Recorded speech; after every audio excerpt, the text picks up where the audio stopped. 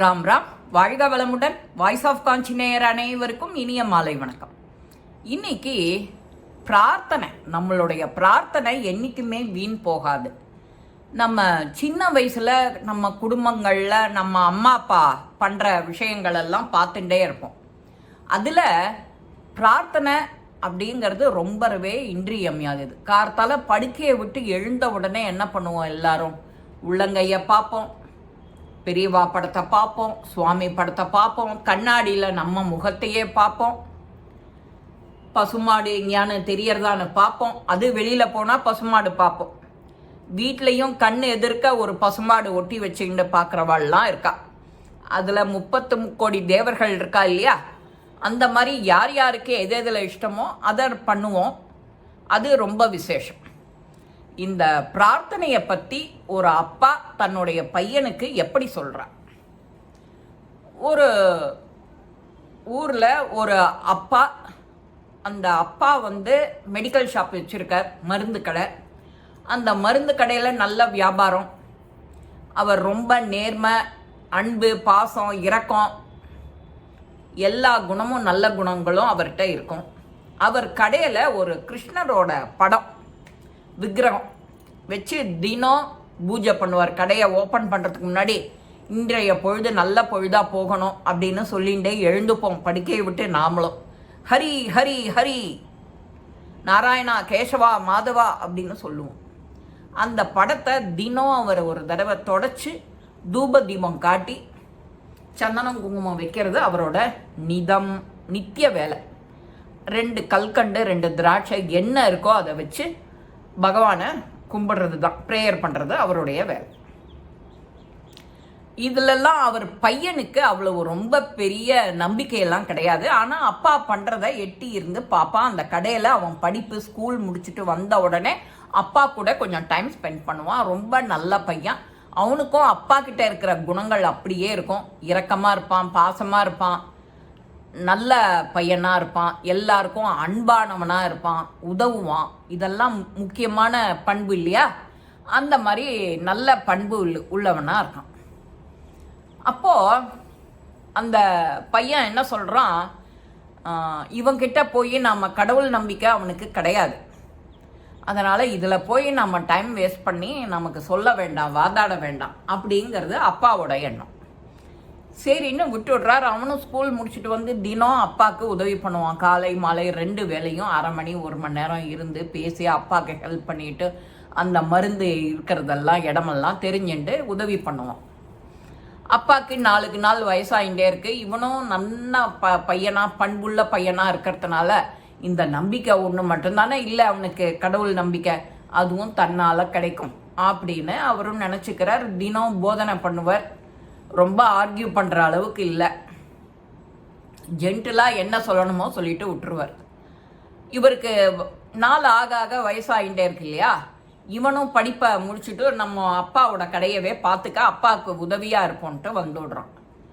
அப்போது நீ என்ன வேலை பண்ணுறியோ பண்ணலையோ, தினம் இந்த கடைக்கு நீ கடையை திறந்த உடனே இந்த கிருஷ்ண பகவானோட விக்கிரகமோ படமோ நீ நன்னா தொடச்சி தூப தீபம் ஏற்றி 2 நைவேத்தியம், உனக்கு நம்பிக்கை இருக்கோ இல்லையோ இதை நிச்சயம் நீ பண்ணணும், எனக்காக நீ பண்ணுவியா அப்படின்னு கேட்குறார். கண்டிப்பாக பண்ணுறேன்ப்பா அப்படின்னு சொல்கிறான்.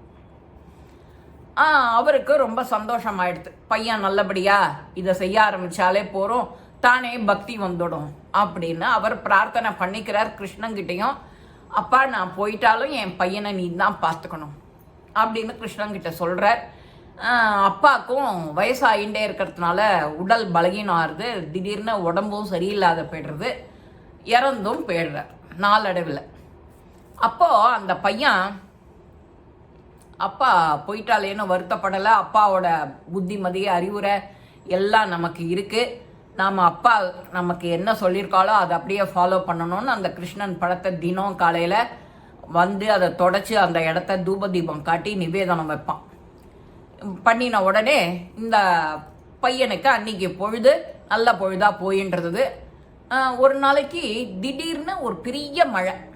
அந்த பெரிய மழை வந்தவுடனே மழை வந்ததுன்னா உடனே கரண்ட்டை சுவிட்ச் ஆஃப் பண்ணிவிடுவா இல்லையா? அந்த மாதிரி கரண்ட்டு கட் ஆஃப் பண்ணிடுறான். உடனே ஒரு பையன், அண்ணா அண்ணா எங்கள் அம்மாவுக்கு உடம்பு முடியல, இந்த சீட்டில் இருக்கிற மருந்து உங்கள் கடையில் இருந்தால் கொஞ்சம் தாங்கல, இதுதான் கொஞ்சம் ஒரு 4 ஸ்பூன் உள்ளர போனால் தான் அவள் பிழைப்பாலாம், டாக்டர் சொல்லிட்டார், நீ தான் தயை பண்ணணும் அப்படின்னு சொல்லிக்கிறான் அந்த பையன். அந்த பையனுக்கு பெருசாக படிப்பறிவெல்லாம் ஒன்றும் இல்லை. இவரும் அந்த கரண்ட்டு கட் ஆனதில் பார்த்து தடவி எடுத்து அந்த மருந்தை எடுத்து கொடுக்குறார். அந்த கவுண்டரில் வைக்கிறார். அவன் எடுத்துட்டு ஓடிடுறான் அந்த பில்லு எடுக்கிற இடத்துல. கொஞ்ச நாள் கழிச்சு கரண்ட் வருது. கரண்ட் வந்தோடனே இவனுக்கு திக்குன்னு ஆயிடுறது. ஏன் என்ன ஆச்சு அப்படின்னு பார்த்தா, 1/2 மணி முன்னாடி தான் கரண்ட்டு கட் ஆகிறதுக்கு 1/2 மணி முன்னாடி யாரோ இன்னொரு கஸ்டமர் எலி பாஷான மருந்து பாட்டிலை என்கிட்ட வாங்கினதை ரிட்டர்ன் பண்ணுறதுக்கு வந்திருக்கார். இவன் என்ன பண்ணிட்டான், நம்ம சாமான் அடுக்கும்போது வச்சுக்கலாம் அப்படின்னுட்டு அதை கவுண்டர்லேயே வச்சுட்டோம். பார்த்தா அந்த பையன் தான் வச்ச மருந்து பாட்டில் இருக்கு, அந்த பையன் எடுத்து ஓடினதோ இருட்டில் எலிப்பாஷான மருந்து. ஆஹா, பேரிழப்பு வந்துட போகிறதே இந்த மாதிரி கவனிக்க தவறினதுனால அப்படின்னு உடனே அப்பா சொன்னது ஞாபகம் வருது. நீ எந்த கஷ்டப்பட்டாலும் கிருஷ்ணன்கிட்ட சொல்ல, அவன் பார்த்துப்பான். இந்த ஒரு லெசன் தான் அவள் அப்பா சொன்னது. உடனே, கிருஷ்ணா இன்னைக்கு ஒரு பையன் மருந்து வாங்க வந்தான், நல்ல மருந்து தான் கொடுத்தேன், இருட்டில் கரண்ட் இல்லாததுனால மாற்றி எடுத்துட்டு போயிட்டான் அப்படின்னு கிருஷ்ணன் படத்தை பார்த்து புலம்புறான். என்ன பண்ணுவியோ ஏது பண்ணுவியோ அந்த இடர்லேருந்து காப்பாற்றிடும் அந்த பையன்கிட்டேருந்து.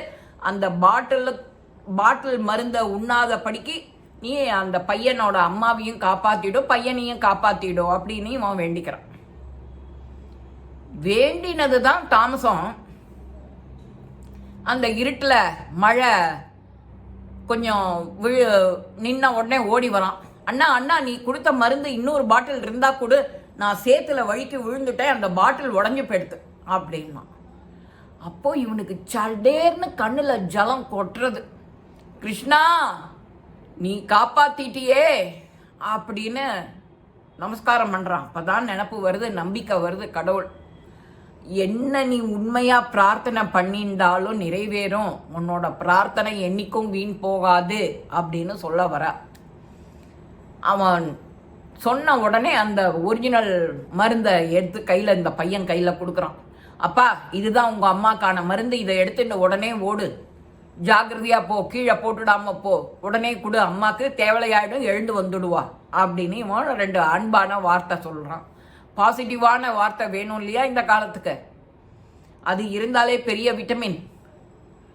இந்த பையன் இப்பேற்பட்ட காரியம், சாதாரண மெடிக்கல் ஷாப்பில் இருக்கிற பையன் தன்னோட பிரார்த்தனை யாருக்கோ ஒருத்தருக்கு முன்ன பின்ன பார்க்கல செய்யலை, அந்த மாதிரி பிரார்த்தனை நிச்சயம் உடனே பலிக்கும். நீ அடுத்தவா நன்னா இருக்கணும்னு வேண்டிக்கோ, ஏன் உனக்கு நிச்சயம் பலன் அளிக்கும். அந்த பலன், அந்த புண்ணியம் உனக்கு வந்துடும். என் பக்கத்துக்கு வீட்டுக்காரன் நன்னாவே இருக்கக்கூடாதுன்னு நீ வேண்டினேன்னா அந்த வேண்டுதல் உனக்கு வந்துடும். அதனால தான் லோகா சமஸ்தா சுக்கினோ பவந்து, சர்வே ஜனாகா சுக்கினோ பவந்து, எல்லாரும் நன்னா இருக்கணும்னு நீ வேண்டிக்கோ. அந்த எல்லாரும்ல நீயும் வந்துடுவ. உனக்காக ஸ்பெஷலாக எதுவும் வேண்டிக்கவும் வேண்டாம். என் பக்கத்து வீட்டுக்காரன் நன்னா இருக்கணும், அவத்தில் உடம்பு சரியில்லை, அவள் தாத்தாவுக்கு உடம்பு சரியில்லை, அவள் அப்பாவுக்கு உடம்பு சரியில்லை, பூர்ணமாக குணமாகணும்னு ஒரு வேண்டிக்கும். எங்கேயானு ஒன்று ஆம்புலன்ஸ் கடந்து போனால் அந்த ஆம்புலன்ஸில் இருக்கிறவன் அண்ணா ஆயிடணும், ரொம்ப மோசமான நிலைமையில இருந்தால் அவன் உயிரை எடுத்துன்றும், கஷ்டப்படுத்தாத, அப்படி தான் வேண்டிக்கணும். அந்த மாதிரி வேண்டுதல் நிச்சயம் உங்களுக்கு அது பெரும் புண்ணியத்தை கொடுக்கும். இந்த மாதிரி குணங்களை எல்லாரும் வளர்த்துக்கணும். உன்னோட பிரார்த்தனை என்றைக்குமே வீண் போகாது. இந்த மாதிரி கதைகள், ஆன்மீக கதைகள்லாம் கேட்கணும், நம்ம குழந்தைகளுக்கு நாம் சொல்லணும். இது அந்த குழந்தைகளுக்கெல்லாம் போடுங்கோ, காட்டுங்கோ, எல்லாருக்கும் கொண்டு போய் சேருங்கோ.